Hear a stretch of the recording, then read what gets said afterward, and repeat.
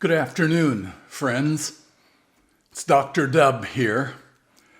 As you received an email about a week ago indicating that I was going to forego Funtastic Friday and its video with a discussion of how and when we are going to move back into corporate worship inside the church or in the parking lot. The temperature is indeed getting warmer, and we can begin soon to move to the parking lot, or we can begin to plan to move inside.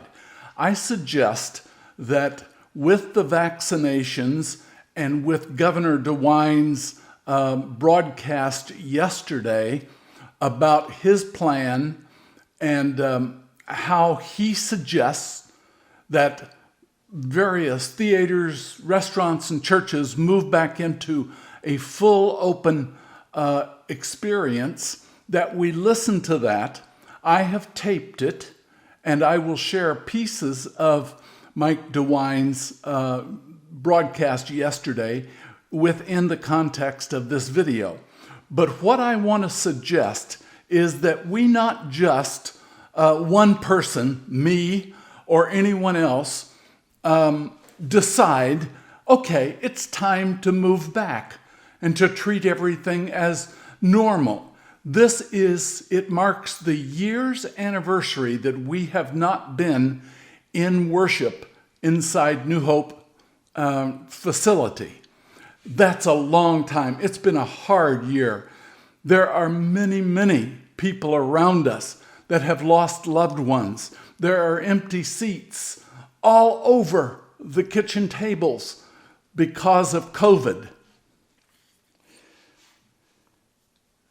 There is also the pain of what is called the long haulers, people who have had COVID and recovered but are still experiencing breathing problems. They can't get their breath, headaches, fuzziness of thinking, all sorts of respiratory issues. Those are still with us, and they will be with us for months to come. But what I want us to do is make an intentional decision about how we move back.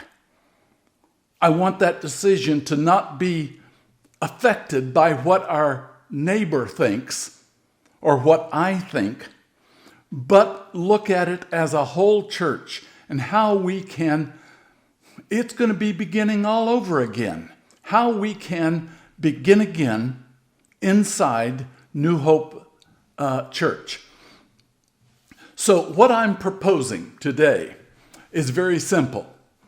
Is in the next week, 1 week, I don't want it to delay, but 1 week, I want each of you to reflect upon this video, what I have to say, and you will see 2 slides of how I think and how I am proposing that we go back and when we go back, and how we do that. So what I am suggesting is that the next month, maybe even the next month or 6 weeks, we prepare the building for our re-entry. We have our Korean friends to touch base with, to see if they are still a church and if they're wanting to utilize our facility. That is a crucial decision that they and we must make. Now, I welcome them back, but I want them to be aware of these conditions as well. I do not want anyone to respond to the email or the text that this video is included in. Now, why don't I want that? I want you to respond to either me, Mary Holman, Mary Elliott, or Wayne Charles, And I want those responses. I would encourage you to respond to all three of us together. And you respond individually so that one person is not being influenced by another. And we simply get into this, well, I agree with that too. Oh, that's good with me. Oh, ditto. I don't want that. I don't want this ditto thinking. We need to be intentional. And every one of your comments will be respected and shared with the whole. If you want to make any comment that you do not want shared with the entire church, you must let me know. Now, I hope that is clear. If you do not want any comment shared, just mark it private, and it will only get to me or to whomever you send it to. So what I want us to look at is dividing this process up into two steps or two movements. If you want to use a musical term, two movements. One on the general maintenance of our church after we have been absent a year. Now, that's going to include several things, and I will list them in just a few moments. I also want the second movement to be how we prepare our church and ourselves to be COVID protective. In other words, COVID protective measures. What is it? Are we going to insist that worshipers wear a mask and socially distance? So those are questions. And I want us to come to a decision so that we may have a united policy out of our church. As I said, it's going to be starting all over. We don't know who has gone to another church, removed their presence from New Hope, or who has not. But we need to know these things. Now, let me go back and discuss just briefly what this general maintenance is going to look like. At the conclusion of this message, I will put a long trailer on with what these steps are. They are very short. General maintenance after a year's absence: clean out the refrigerators and freezers. One time, disinfect all hard surfaces. Clean the upholstery on the chairs. Wash our windows in and out. Power wash the exterior entrance so that it is fresh this spring. Now, COVID protective measures: awareness of vaccination progress. Who has and who has not been vaccinated. Mandate mask wearing, 6-foot distancing. Replace the furnace filters with HEPA quality. No cheap stuff. HEPA quality furnace filters.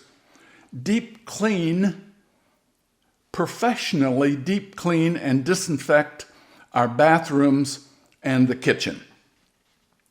Install plexiglass around the projection nest. Hand sanitizers need to be filled for the dispensers there. We have 3 dispensers, one in each bathroom and one at the front door. We need to fill those. Thoroughly vacuum the carpet.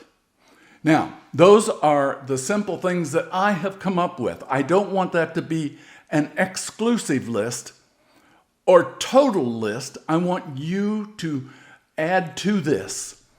Group thinking is always better and more productive than any one single person's thinking.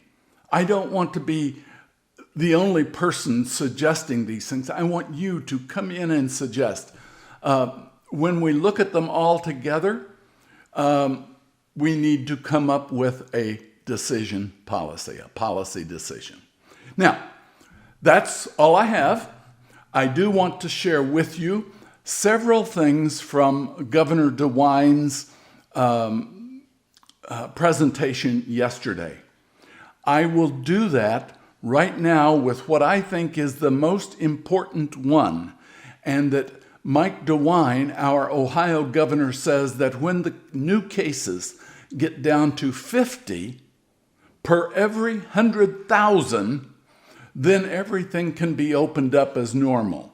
Now, I will let him say that, and at the conclusion also of this video, I will run the entire Mike DeWine rebroadcast, at least significant portions of it.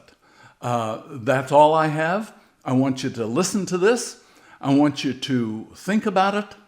Talk about it as a family. If you have friends, talk about how they might suggest that we as a church move back toward normal. And notice I said toward normal.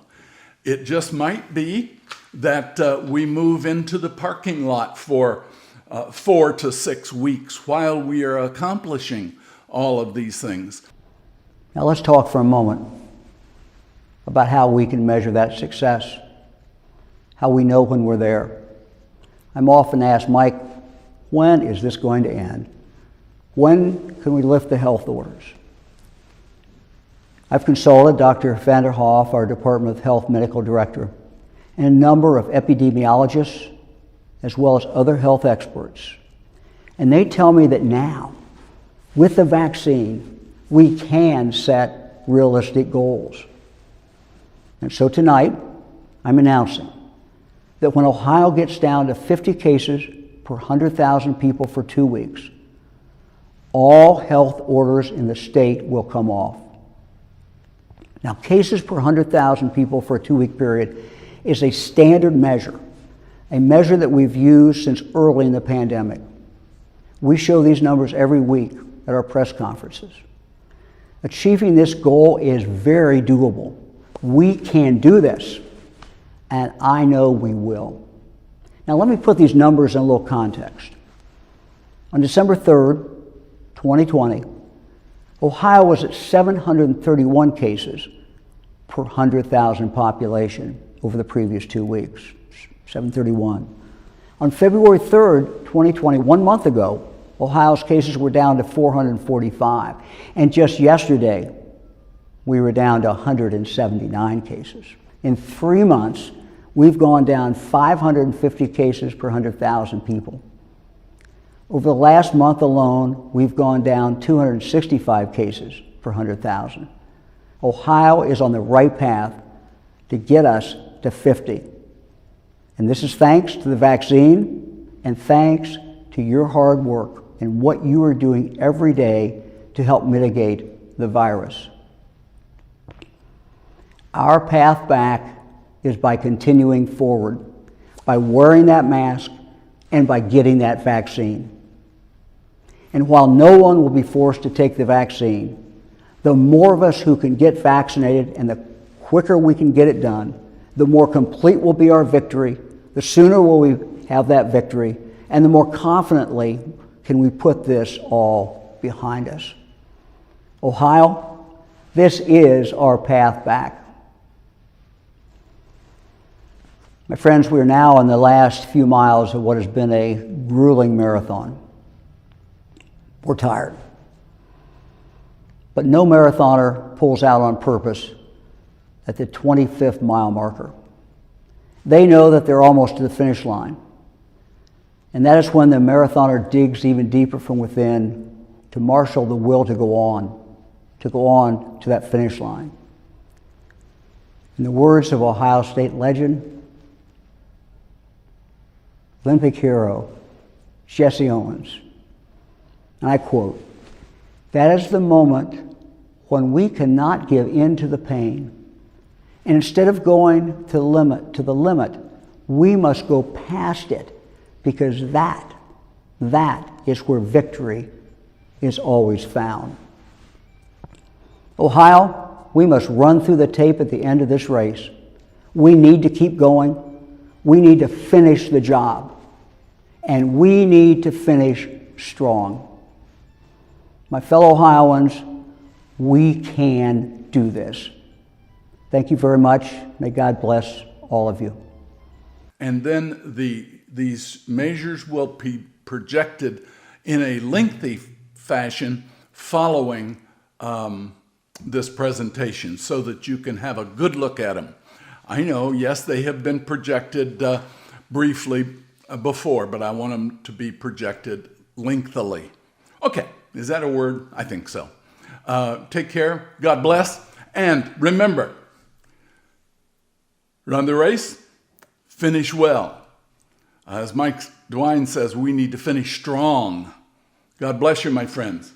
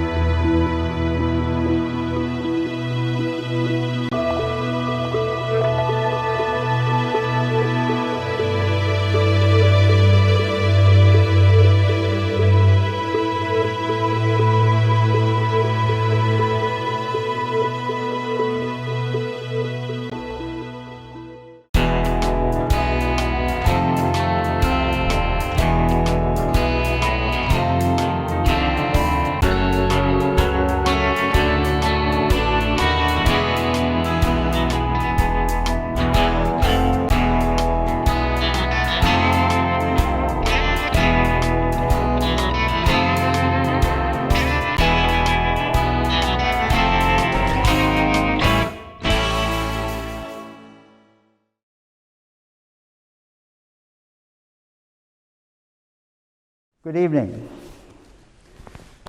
My fellow Ohioans, 1 year ago today, our battle against the coronavirus began. That day before, we made the decision to close the Arnold Classic, knowing that the virus was, in all likelihood, already here. March 4th, 2020, our first full day in this fight, and none of us then fully understood the battle ahead. This has been a tough year. Many of you have lost a parent, grandparent, sibling, spouse. Some of you have even lost a child. Some of you have lost your job. Some of you have lost your business. Yet through this most difficult year, we did what Ohioans always do. We rallied together. We sacrificed. We showed the world our Ohio grit. Our communities have come together. We've done things the Ohio way. We've been careful, and we've been caring. And we've worked hard to protect the most vulnerable among us, because that is what Ohioans do. We protect each other. We take care of our own. In so many of our communities, teachers, superintendents, school staff, and families have made so many sacrifices this year to keep kids in school all year, working so very hard to keep our kids safe. They've followed the best safety measures, and those measures have worked. Now, Ohio is a true leader in getting the rest of our kids back in school. We vaccinated over 200,000 educators in just 4 weeks in February. And today, nearly 95% of our children are back in school, in person, learning. We had a plan, and we carried it out. You know, we're now on the offense with this virus. We have the most efficient, effective, the most powerful weapon, and that is the vaccine. And we're implementing our Ohio plan to prioritize the deployment of this vaccine to those Ohioans most likely to die if they get the virus. Our older Ohioans, those living in our communities, and also those living in nursing homes and assisted living facilities. Ohioans with severe developmental disabilities, and Ohioans born with very serious life-threatening medical conditions such as Down syndrome, cystic fibrosis, or cerebral palsy. Our Ohio plan has made sure that from the very start, vaccines are available in every community in the state. Today, we have over 1,200 separate locations where all Ohioans can get a vaccine close to their home. Not only that, we've taken the vaccine literally to the doorsteps of people who have other barriers to accessing the vaccine. Every day, I'm so proud of the volunteers, and I'm so proud of the National Guard. Every day, our Ohio National Guard and countless other volunteers are vaccinating people at low-income senior housing locations, at churches, and at community and health centers, and so many other places. To date, we have vaccinated over 1.8 million Ohioans. Now, we've got a ways to go. And yes, we need more vaccine. But more vaccine is coming. This week, at least 450,000 doses arrived in Ohio. More vaccine than any previous week so far. We started our vaccinations in December, starting with long-term care facilities, including our nursing homes. At that time, cases in nursing homes were over 2,800 per week. Today, after those vaccinations, that number is down to 268 cases per week, one-tenth of what it was before we started vaccinating. And as a result, the number of COVID-19 patients in our hospitals has dropped dramatically. We have not just vaccinated our nursing home residents and then gone away. Rather, we're implementing an innovative Ohio program that ensures that new residents, new employees, and those who initially chose not to take the vaccine at all can now get vaccinated, and that will continue in the future in all of Ohio's 930 nursing homes. Science has shown us that those living with developmental and congenital disorders are also at increased risk of hospitalization and death from COVID. The coronavirus, for example, is 10 times deadlier for those living with Down syndrome. And so, Ohio has led the way in making vaccine available to these vulnerable individuals. So far, more than 15,000 Ohioans with developmental and congenital disorders have received vaccinations, and more are receiving them every single day. In addition, more than 91% of Ohioans with developmental disabilities who are living in our state's 8 developmental centers have also received their vaccines. All of this weaves into our Ohio story, our Ohio plan, and that plan is saving lives. My fellow Ohioans, victory is in sight. We have to keep in mind, though, that there is still a threat out there. Scientists tell us that the virus in Ohio is fast morphing into a more highly contagious virus. And no one really knows the full impact that this change might bring. The reality is that Ohioans continue to die each day from the virus. Each death is a tragedy. But there is something seemingly even more tragic and poignant about a death that occurs when the war is almost over and victory is close at hand. My dad, Dick DeWine, was a private in the Army, fought in Europe during World War II. He served in K Company, 103rd Infantry Division of the 7th Army. Dad told me about the final days of the war, and he shared one story that remained with him throughout his life.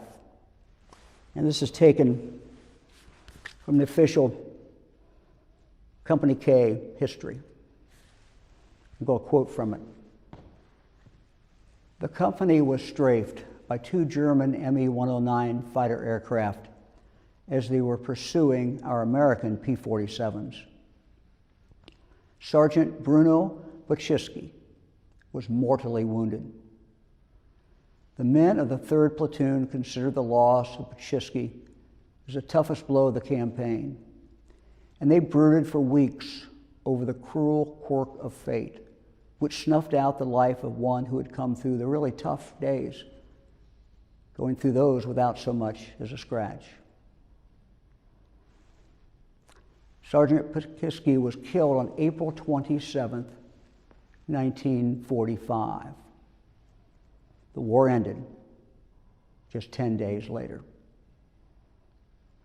The end of our fight is now in view, but we must continue pressing forward in these final days. We want all Ohioans to complete this vital mission together. Now, we must not relent, and in any struggle, when the end is in view, there's a natural human tendency to let up. When the job is almost done, we kind of pull back a little bit. Sometimes we take our foot off the gas. And I understand that. I get it. All of us are so sick of this virus. But you know, we must resist this urge, and we must fight to the very end. Now, I can't tell you exactly the day and the time when we can declare victory, but we will be able to declare victory. I can't predict how this virus will act in the coming days. No one can. But what we do know is this: we're close. We're close. We also know what works. And we know what we need to do to get to the other side of this, to get things back to normal. Not only now do we have 3 highly effective vaccines, we also have one battle-tested tool that has proven to work so well, and that is the mask. Study after study has shown that masks work. In fact, we did our own study in schools and learned that even when kids were not 6 feet apart, even closer than 6 feet, and they were in a classroom together for a long time, as long as they were wearing a mask, the virus simply did not spread. Ohioans, you've been doing things right. And because of what Ohioans are doing, faithfully wearing masks in school, in business, and while shopping, we've made significant strides in getting our lives back to normal. The curfew has been lifted. We no longer have stay-at-home orders. Restaurants, bars, gyms are open. And we're looking forward. We're looking forward to a spring with graduations and proms and a summer of fairs and festivals, concerts, and baseball.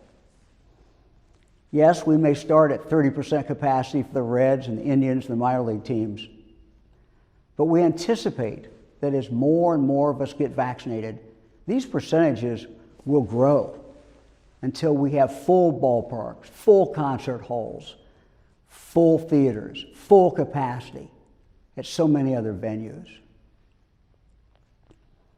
Now let's talk for a moment about how we can measure that success, how we know when we're there. I'm often asked, Mike, when is this going to end? When can we lift the health orders? I've consulted Dr. Vander Hoff, our Department of Health Medical Director, and a number of epidemiologists, as well as other health experts. And they tell me that now, with the vaccine, we can set realistic goals. And so tonight, I'm announcing that when Ohio gets down to 50 cases per 100,000 people for 2 weeks, all health orders in the state will come off. Now, cases per 100,000 people for a 2-week period is a standard measure, a measure that we've used since early in the pandemic. We show these numbers every week at our press conferences. Achieving this goal is very doable. We can do this, and I know we will. Now, let me put these numbers in a little context. On December 3rd, 2020, Ohio was at 731 cases per 100,000 population over the previous 2 weeks, 731.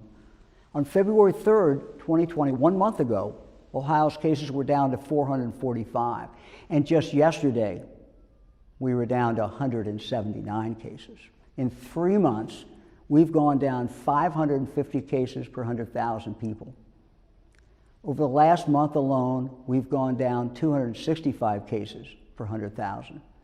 Ohio is on the right path to get us to 50. And this is thanks to the vaccine and thanks to your hard work and what you are doing every day to help mitigate the virus. Our path back is by continuing forward, by wearing that mask, and by getting that vaccine. And while no one will be forced to take the vaccine, the more of us who can get vaccinated and the quicker we can get it done, the more complete will be our victory, the sooner will we have that victory, and the more confidently can we put this all behind us. Ohio, this is our path back. My friends, we are now in the last few miles of what has been a grueling marathon. We're tired. But no marathoner pulls out on purpose at the 25th mile marker. They know that they're almost to the finish line. And that is when the marathoner digs even deeper from within to marshal the will to go on to that finish line. In the words of Ohio State legend, Olympic hero Jesse Owens, and I quote, "That is the moment when we cannot give in to the pain, and instead of going to the limit, we must go past it, because that is where victory is always found." Ohio, we must run through the tape at the end of this race. We need to keep going. We need to finish the job. And we need to finish strong. My fellow Ohioans, we can do this. Thank you very much. May God bless all of you.